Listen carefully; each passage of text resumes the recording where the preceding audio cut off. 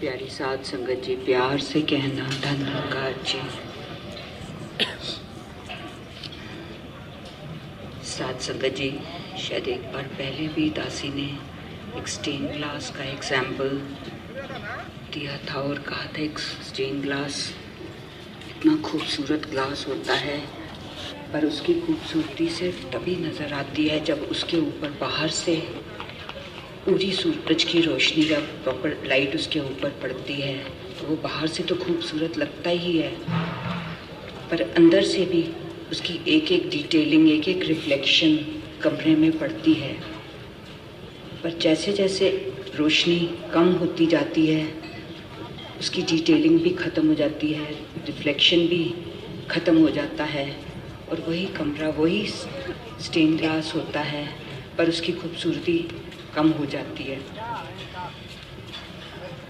साध संगत जी, हमारा विश्वास और भक्ति भी उस प्रकार तो नहीं है कहीं कि अगर सर्कमस्टेंसेस हमारे अकॉर्डिंगली हैं, अगर स्थितियां हमारे अनुसार हैं, तो हमारी भक्ति भी है, विश्वास भी है।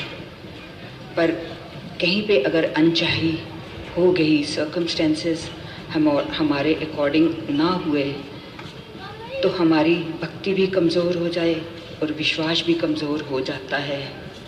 साध संगत जी, ऐसी भक्ति तो कन्वीनियंस वाली भक्ति होती है। साध संगत, आस्था उस पक्षी का नाम होता है जो अंधेरा होते हुए भी उजाला महसूस करता है और अपना रास्ता ढूंढ लेता है। एक और भी कहीं लाइन पढ़ी, Faith is like a bird that feels the light and sings when dawn is even at dusk. साध संगत जी, बाबा जी ने भी अपने प्रवचनों में यही हमें समझाया कि हालात कभी एक जैसे नहीं होते। ज़िंदगी में अप्स एंड डाउन्स सबकी ज़िंदगी में आते हैं, पर जो संत महापुरुष होते हैं वे अपनी भक्ति को कमज़ोर नहीं होने देते और हमेशा इस निरंकार को पहल देते हैं। जैसे अभी भी आपने महापुरुषों से संगत में उदाहरण एक सुना कि अ ट्री जिसके रूट्स स्ट्रॉन्ग होते हैं वो कभी किसी स्टॉर्म से डरता नहीं है।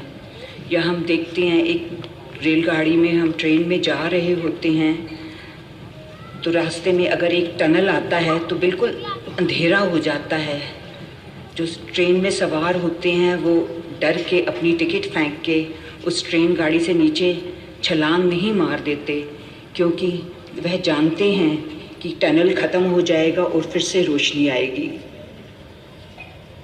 हम अक्सर देखते हैं एक छोटा सा जुगनू होता है, वो एक जुगनू जहाँ पे होता है वहाँ पे रोशनी आ रही होती है, और वो जुगनू भले छोटा हो पर वह रोशनी उसकी अपनी होती है। और जब ढेर जुगनू इकट्ठे हो जाते हैं तो वो इतनी रोशनी फैला देते हैं।